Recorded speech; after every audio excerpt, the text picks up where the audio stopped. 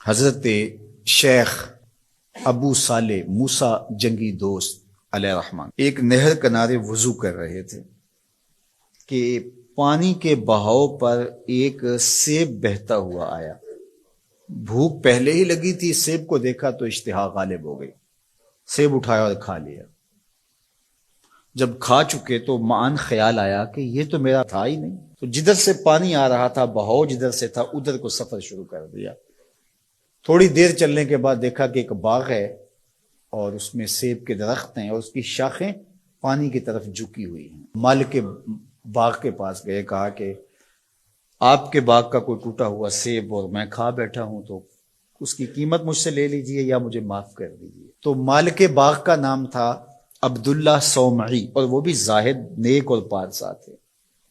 جب انہوں نے دیکھا کہ اس نوجوان نے سیب کھانے پر مجھ سے معذرت کی ہے یا پیسے دینے کے لیے تیار ہے، یہ تو کوئی جوہر ہے، کہا 12 سال میرے باغ کی نوکری کرنی پڑے گی، اس کے بعد ایک شرط اور ہے، پوری کر دو گے تو میں تمہیں معاف کر دوں گا۔ کہا ٹھیک ہے، 12 سال نوکری کرتے رہے۔ کہا اب دوسری شرط ہے کہ میری ایک بیٹی ہے جو آنکھوں سے نابینا ہے، کانوں سے بہری ہے، زبان سے بول نہیں سکتی، اپاہج بھی ہے، چل نہیں سکتی، اس کے ساتھ تمہیں نکاح کرنا ہوگا۔ کہا یہ بھی منظور ہے۔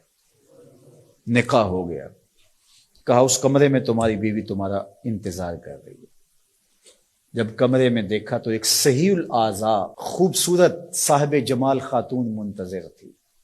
سمجھا غلطی لگ گئی ہے، واپسی جلدی سے پلٹے اور اتنی تیزی سے پلٹے کہ دروازے کی چوگاٹ کے ساتھ سر لگا اور سر پھٹ گیا اور خون بہ رہا، اور واپس آئے تو شیخ عبداللہ صومعی کہنے لگے کہ کیا ماجرا ہوا؟ کہا کہ وہ کوئی اور خاتون ہے، جو نقشہ آپ نے بتایا تھا وہ تو نہیں ہے۔ کہا وہی میری بیٹی ہے اور آپ کی بیوی ہے۔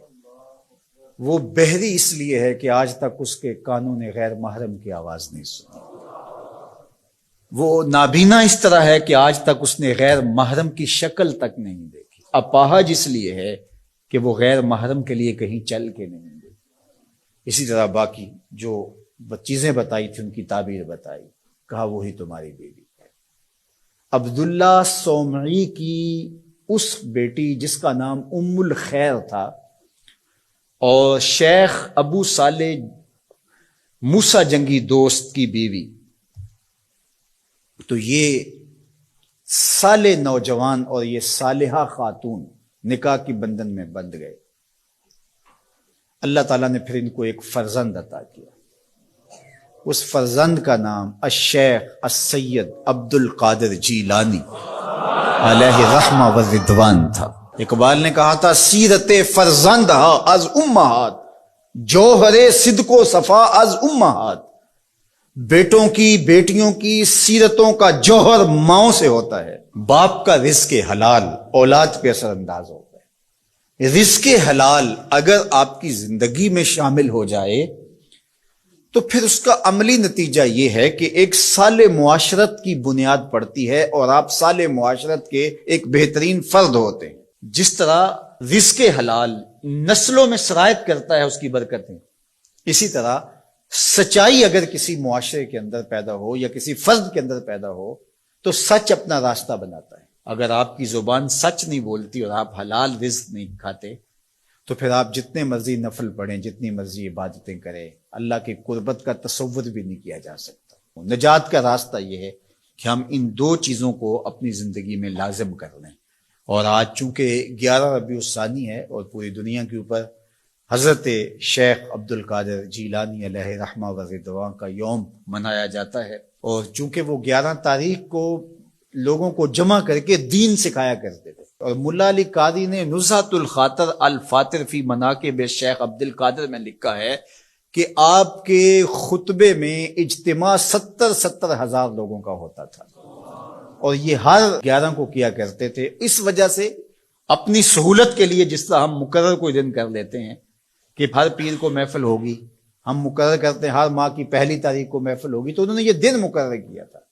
اور اس دن میں جب لوگ دور دور سے آتے، بغداد کے بھی بابو شیخ پہ لوگ جمع ہوتے اور باقی شہروں سے بھی لوگ اس دن آتے کہ چلو آپ کا آواز سنیں گے، تو آنے والوں کو کھانا بھی کھلایا جاتا، کیونکہ حضرت شیخ فرماتے ہیں کہ آدھا فقر بھوکوں کو کھانا کھلانا اور ننگوں کو لباس پہنانا ہے. تو جب جو لوگ آتے تھے تو ان کو کھانا بھی کھلایا جاتا تھا. اب لوگوں کو صرف کھانا یاد رہ گیا ہے، اور جو واز کیا کرتے تھے، جو اس اجتماع کی روح تھی جس کے لیے سارے لوگ آتے تھے، وہ ہم نے بھلا دیا ہے. تو ہم عمومی طور پہ رسم پرست ہو جاتے ہیں، روحیں ہم سے رخصت ہو جاتی ہیں. جو بھی چیزیں ہوتی ہیں ان کی روحیں ختم ہو جاتی ہیں اور ان کی رسمیں باقی رہ جاتی ہیں.